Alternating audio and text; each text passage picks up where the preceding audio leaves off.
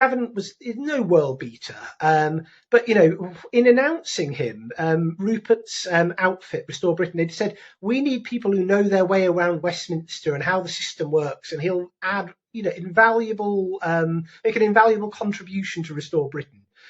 Well, it's not going down well online. Let's put it that way. Widely reposted, and lots of people are really upset with Rupert, as inevitably they are going to be as soon as Rupert kind of shows his hand on what the real intent of Restore Britain is. Now, some people thought that he was going to make a real stab at starting a political party, and they're being sadly disabused of that notion, because Restore Britain is more about being a sort of a staging post, a vehicle for bringing together a bunch of people that he can then use to kind of batter his way into the Conservative Party. He's hoping for a sort of sea change whereby Kemi gets toppled, Robert Jenrick or somebody of that nature comes in, and he's kind of coming in with 20, 30,000 signed up members of Restore Britain. He's going to endorse the Conservatives when he joins. That's what a lot of us think is kind of the next logical step in Rupert's journey. Now, I could be wrong. It might be that he's not going to do that, and I'll be the first to sort of hold my hands up if he stands as an independent MP and say, "Wow, I got that wrong,"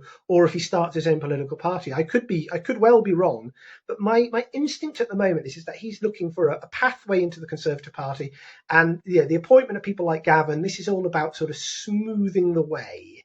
And I don't think that Rupert in the past has. I think there's some tweets that were less than complimentary about Gavin before Rupert was an MP, sort of lurking about. I'm sure I've seen those shared.